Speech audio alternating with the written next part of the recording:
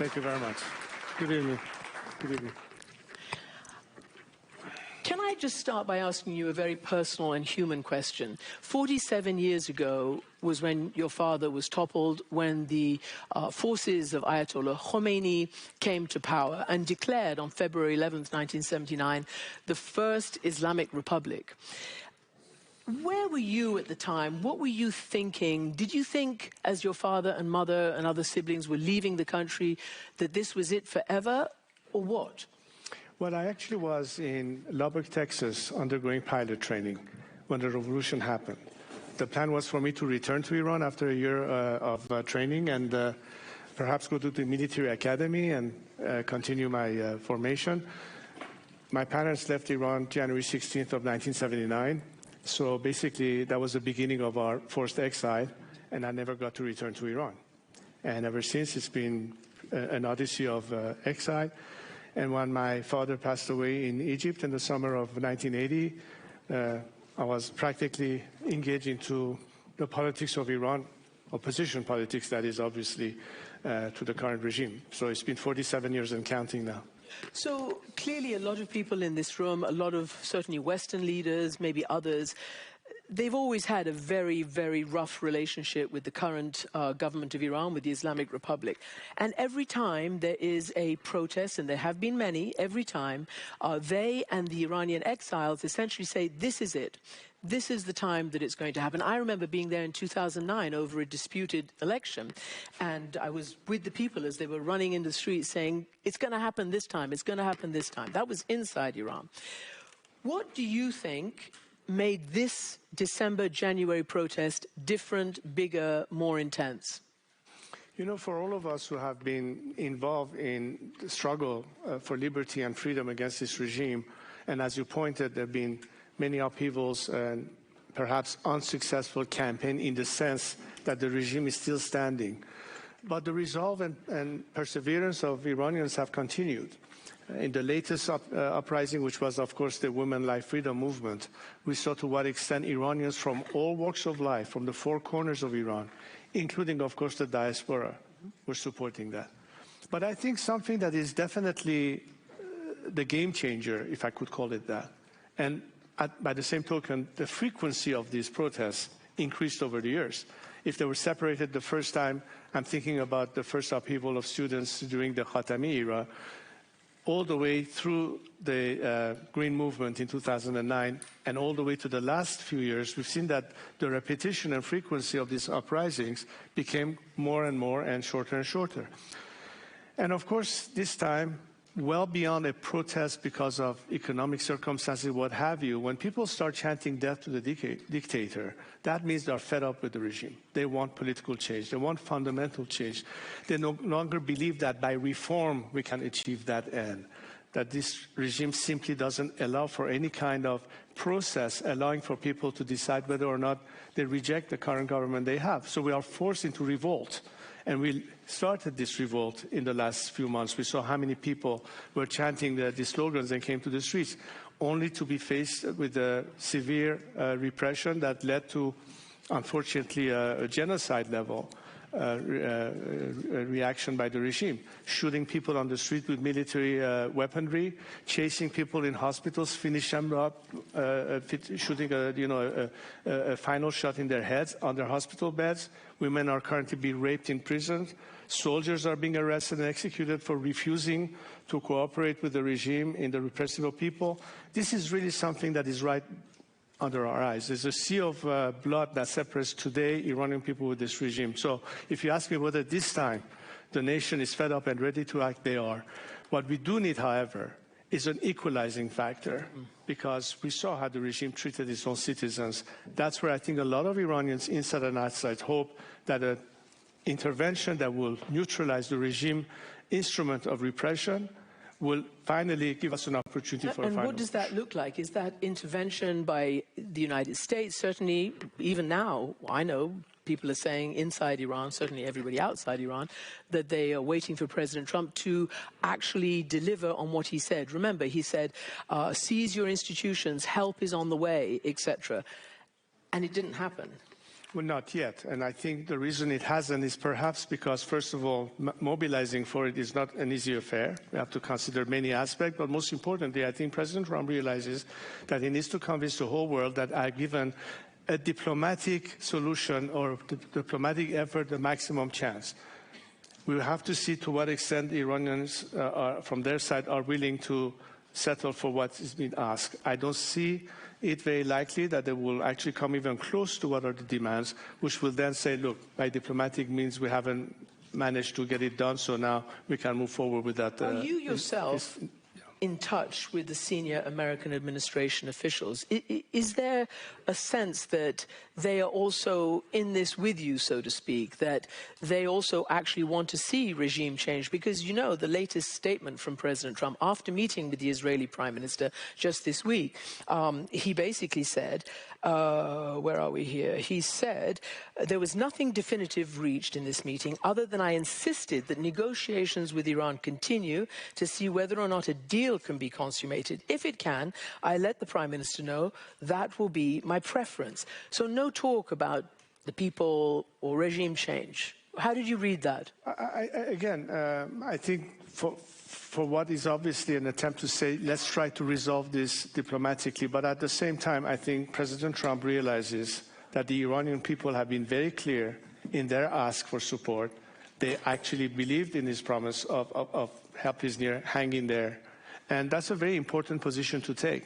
There's a lot at stake in terms of maintaining faith vis-a-vis that expectation. But never mind my conversations with the U.S. administration, or for that matter, European politicians. The most important conversation I have is with the people of Iran. And I can tell you, from political prisoners to members of civil society to many Iranians that have been fighting the fight and have been dying on the streets, they are asking the world to intervene. We are asking for a humanitarian intervention to prevent more innocent lives being killed in the process. We need to have that support and have an equalized playing field, so we have a real chance as unarmed citizens to overcome this repressive regime. You know, again, a month ago you said you were very confident that this is it for the regime. You said the planets were aligned. But as we saw, which has happened over and over again, that they come out, there's a, you know, the government allows it for a minute, and then they crack down. And they did it again incredibly swiftly and brutally, as we've all been documenting this time. I want to ask you about what you said as well. You also called on people to come out, and you told them that there would be a 50,000, I'm picking that number that you used, you know, guard of defectors and people who would save them and protect them during their demonstrations. Of course, that didn't happen, and they were alone and they were slaughtered. So why did you say that? What was it based on? And who are the people that you say are defecting? And if not then, when? When are we going to see that? Well, look, there are many elements within the regime structure that refuse to carry out the orders of repression, and they were severely penalized. We know of some police officers that were executed by the regime for refusing to crack down. We know of the fact that the regime had to import from Afghanistan, from Iraq, from Lebanon, elements that were not even Iranian citizens to do the dirty job. That, to me, is a sign of desperation, knowing that they were pushed back. They panicked, they shut down the internet, and in the darkest of night, they did what they did. To a point that today you have the Chancellor of Germany saying that this regime has lost complete legitimacy. So maybe finally, the changing factor would be shifting from a 4-decade-long policy of appeasement of this regime towards we have to find a solution beyond this regime. Most importantly, because of the people calling that. Now, there has been defections already. We had a specific project as part of the entire movement to call for people who have to show and demonstrate their intentions to defect. Many have applied and many have reached. Many of them are members of the military and paramilitary forces. They are also members of the civil bureaucracy. Now, there's an extent to which they can do their part, but as long as the RGC and Khamenei are sitting up there using them as an instrument of repression, even if you have defectors, it's not enough to be a shield of protection. People were chanting anyway on the streets, and we, in fact, were successful in pushing the regime back, except for the regime acted the way it did. So what do we do now? Do we have a temporary retreat? We are, but people are continuing the struggle. They're continuing to chant slogans. You see an unprecedented solidarity of Iranians in the four corners of the world, demonstrating their support for them. We've seen millions of people on the streets of Iran that are doing it. Does liberty have a price? Of course it does. Are we prepared to die for this cause? Of course we are. Our whole point is that we don't have a choice but to fight. We don't have a choice but to liberate ourselves. And the only way you can minimize the struggle in terms of time and loss of human life is not to be alone in this fight. There's too much blood between us and this regime. There's no turning back for us. So the question is the world this time going to be on the right side of history and support the Iranian people in their struggle for liberation? Or are we going to go back to business as usual and consider another movement that hasn't panned out? And I think a lot of it depends on the policy of straddling the fence and not committing to one side or the other. This is a choice to be made because the circumstances exist right now as we speak. There's an opportunity, there's a window that exists right now that could be the game changer for the whole world. I can really hear you trying to call on something, and that something I think is intervention. It is intervention only because the Iranian people realize that this intervention will eliminate the most important stumbling block between them and liberation, which is the regime's mechanism of repression and its killing machine. What does it mean? It means IRGC, it means any other instrument of repression, it means further economic sanctions, it means cutting economic, the regime's means to basically pay the checks of their mercenaries at the end of the day. It means putting more diplomatic pressure, expelling their diplomats, shutting down the embassy, repurposing the frozen assets that belong to the Iranian people to in fact help the Iranian people fund their campaign of labor strikes, help us with the internet and access to the world. And, you know, we had specific demands on that as to where the world can take steps that would be helpful to this campaign. Okay, so I think it's important not to forget that 47 years ago, it was your family that was overthrown. It was your father that was overthrown. There was a reason for that. And I wonder how you sort of talk about that right now, how you think about that right now. And also, like it or not, Ayatollah Khomeini had a ground game. He had the mosques, he had people who are actually religious, and he had access to the press, as you know, in Paris, and he had a real operation, you know, cassettes smuggled in with his words into the mosques in Iran. I was there during that year of the revolution, and I remember it very well. So this is all to ask you, why do you think a Pahlavi should be the leader again?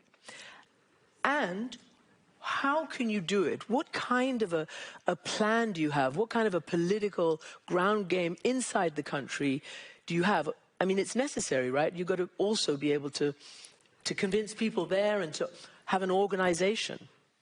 Well, when it comes to the name, that's the name that people chanted on the streets of Iran by the millions in 31 provinces of Iran, in the four corners of Iran.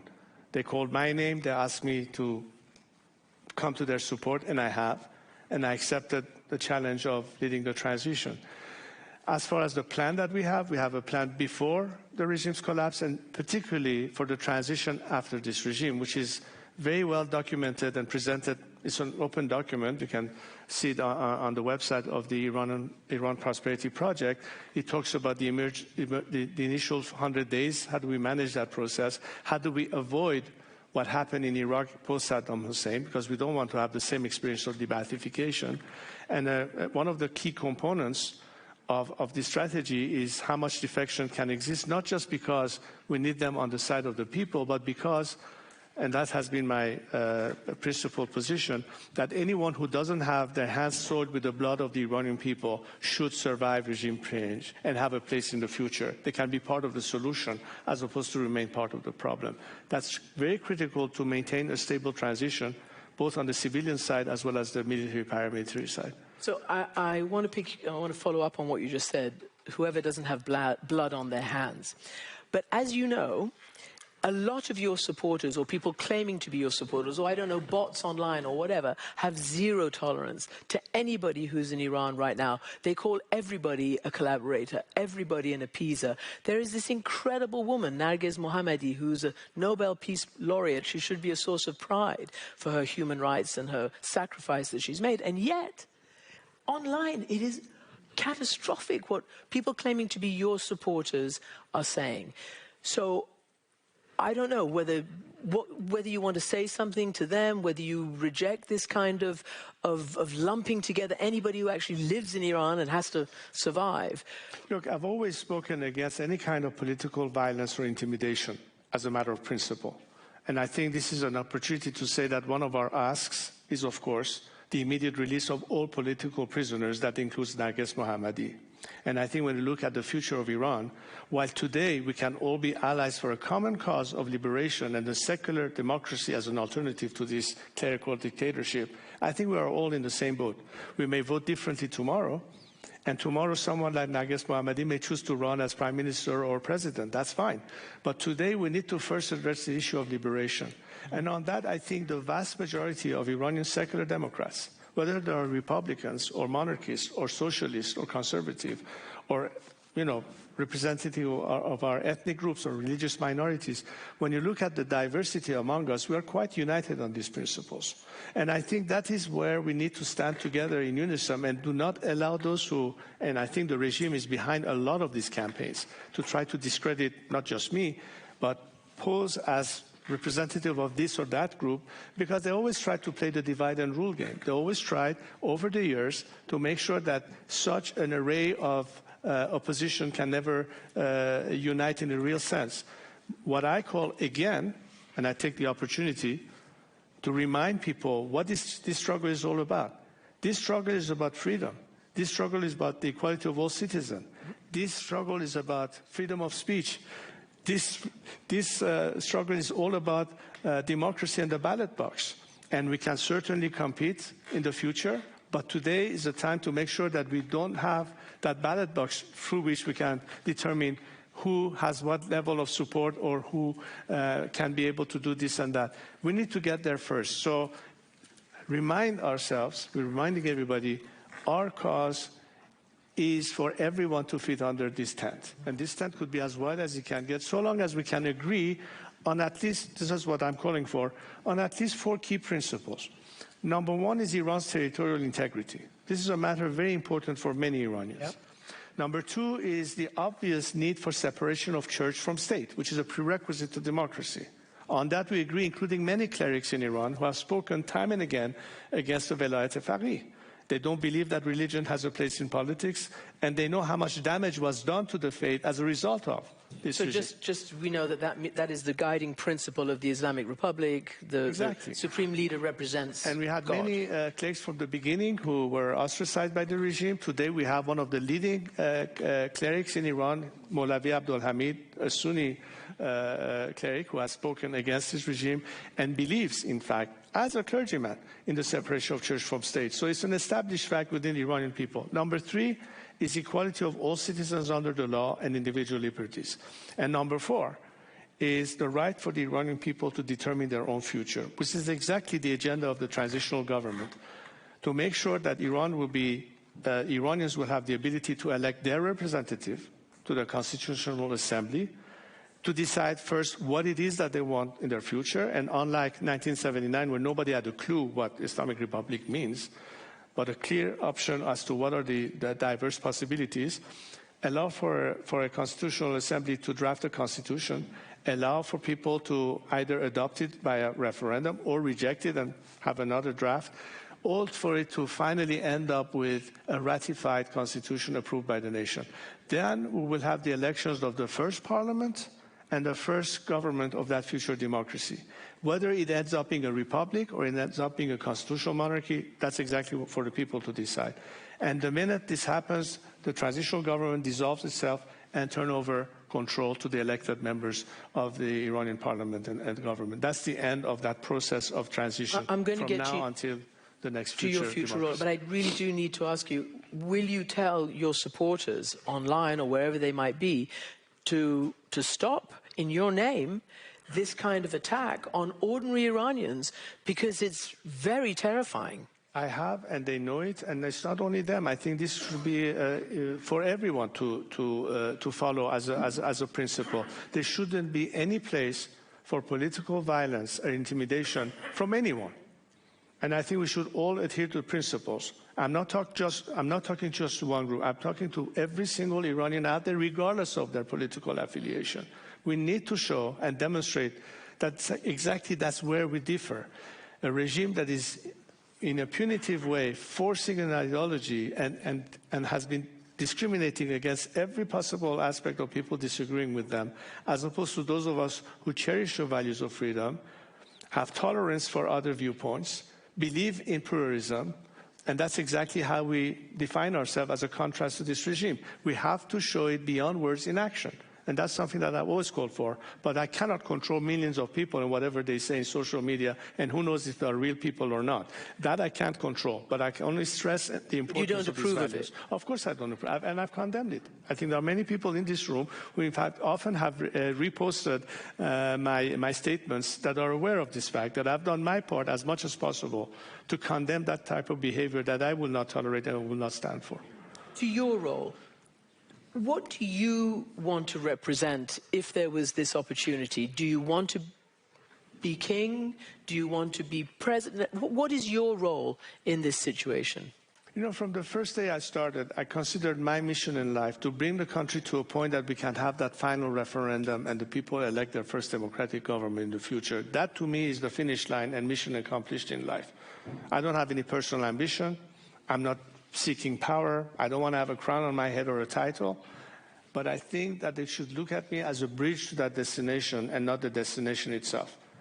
That's my focus. And any other argument about whether or not I will have a future role is placing the cart before the horse. My focus is on delivering on what I promised 47 years ago. That has been my commitment. And the reason millions of people in Iran are calling me and my name and want my return is because they know that they can trust me on this. I'm the only person that was not part of the revolution or ever associated with this regime. And that's a big plus when it comes to how many candidates are out there. And that's why you hear my name chanted on the streets of Iran, and a lot of people in the diaspora supports it as well.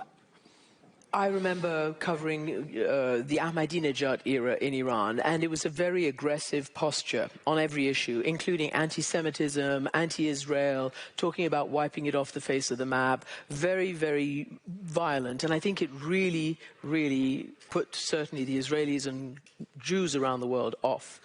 You have been to Israel. You have, I believe, visited the Western Wall. You are supported by this Israeli government.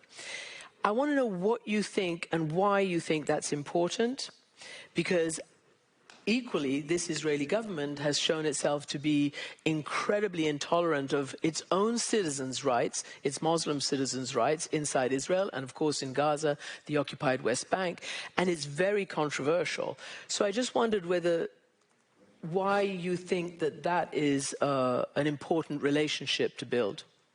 Well, first I would say that I think there are only two nations on this planet that can claim they have a biblical relationship with one another. One is Israel, one is Iran. And it goes back to the time of Cyrus the Great.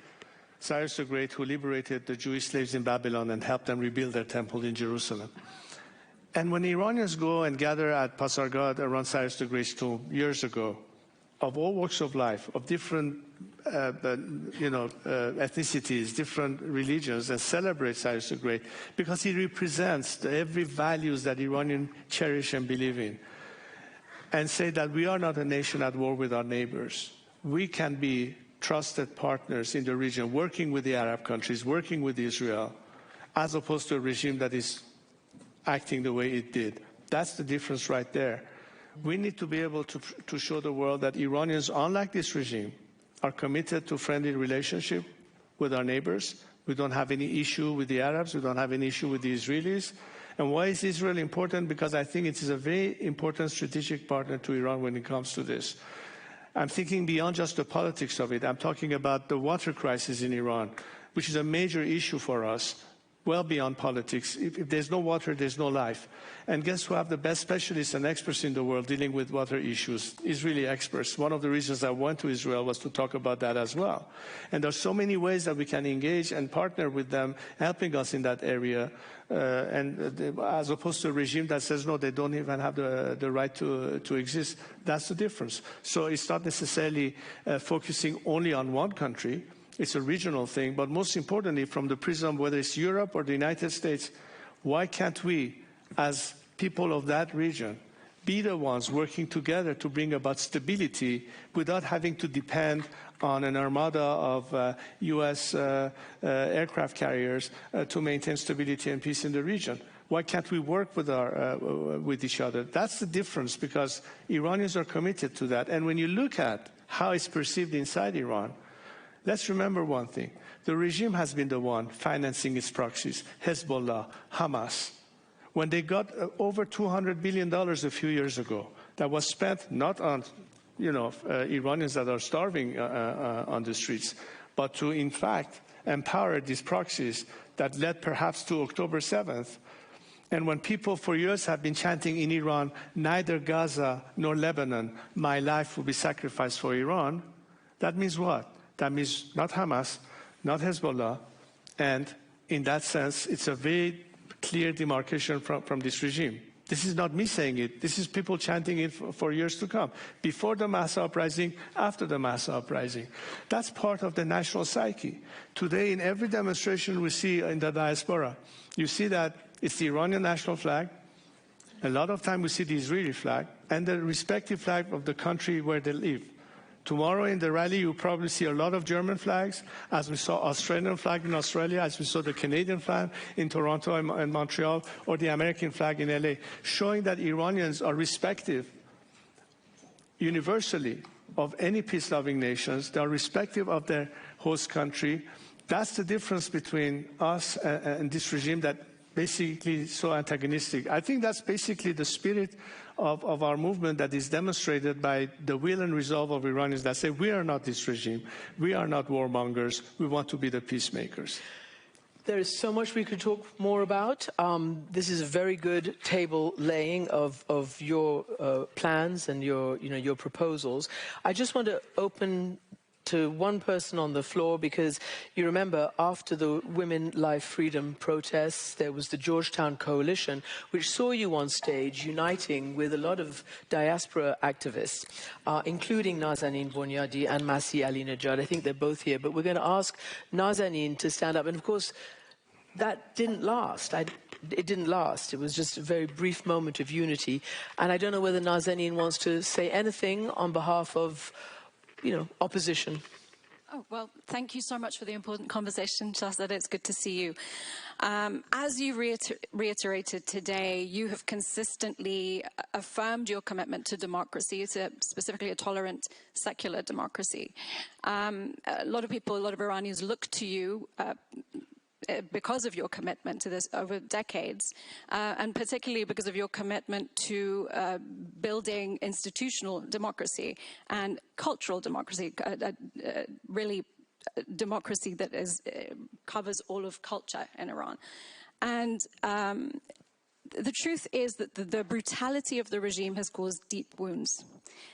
And Iranians are rightfully filled with disdain, and many seek vengeance even. But history has shown us that any kind of revolution fueled by anger often results in the same injustices that we're trying to break away from. My question to you is, how do we collectively channel that anger so that we're building democratic institutions and reconciliation, and focusing on the rule of law, and really focusing not only on bringing down tyranny, but creating liberty? Thank you. Well, we had so many conversations, you and I, over the years, and I salute your commitment where you had to step in away from your career and engage with advocacy for human rights, and your speech at the UN and other venues. Exactly, we need to show that there's a culture that is needed there. The instruments of democracy are not alone by themselves, even if you have the best constitution. If culturally we don't adopt pluralism and tolerance as part of our behavior, and civility should be the way to go as opposed to revenge and settling of accounts, of course we need to encourage that. You know how many times I've explained my call for ultimately national reconciliation. How many times we spoke about amnesty. But we cannot deny the Iranian people their day in court. Grieving mothers, martyrs, people who have died by this repression. We cannot escape the need for justice, which is why a lot of the efforts is led by people who are experts in the field. We have many lawyers that are working on that, fact-finding about what happened, truth and reconciliation, transitional justice, because all of this plays into giving people closure without having to resort to vengeance. That's very important. So the more we equip our society, and a lot of it is civil society's role, a lot of it has to be with our activists, with our experts, I think it could help us institutionalize and have the instances that protects us as a society, as a nation, from all the possible deviation. We need to adopt all possible processes that have proven to be successful in such transition that happen in other countries, post-collapse of very totalitarian and ruthless regimes, whether it was South Africa, whether it was the Soviet Union, or many other instances. There are so many models to implement or emulate. But most importantly is to make sure that we, in fact, show how different we are than this regime. Because if we start acting like them, then what's the difference? And I'm glad to have people such as yourself helping out in this, and we need to encourage more people to weigh in. Look, a lot of us have lived in free societies for the past 4 decades, at least I have. And there are a lot of people inside Iran who were not even born at the time of the revolution. Today's Gen Z in Iran is very much on par with this. In fact, most of what I hear from inside Iran is that there may be some issues that you hear outside that we're not even concerned with. We are all very united, but we need help. We need to make sure that we are not alone in this, that there is a reinforcement factor. That's where people who are wise enough to understand that we have to materially and structurally help the nation have to understand that before we agree on disagreeing, we have to agree on what we all are in common in need of. So it's really a national challenge, if you will. I think this national challenge transcends political affiliation, transcends particular, how can I say, tendencies. It doesn't matter if you're socialist or conservative. It shouldn't matter if you're a Republican or a monarchist. It should matter that we all believe in democracy at the end, and the rule of law, and the protection under that law. That's the way we will put an end to discrimination, whether it's against women, ethnic groups, religious minorities, and everything else between. I believe we can do that because we have learned it the hard way to appreciate these values. And we have today this opportunity to do it. Okay. So I'm encouraging activists, I'm encouraging journalists, I'm encouraging our political prisoners, I'm encouraging our civil society, and those of us who have more freedom to speak where people inside don't have the first job of making sure that we are their voice and we support them. That's how it starts, and hopefully we'll end it in Iran itself. All right. Reza Pahlavi, thank you very much indeed. And now we are going to, please feel free. Now we're going to thank you very much.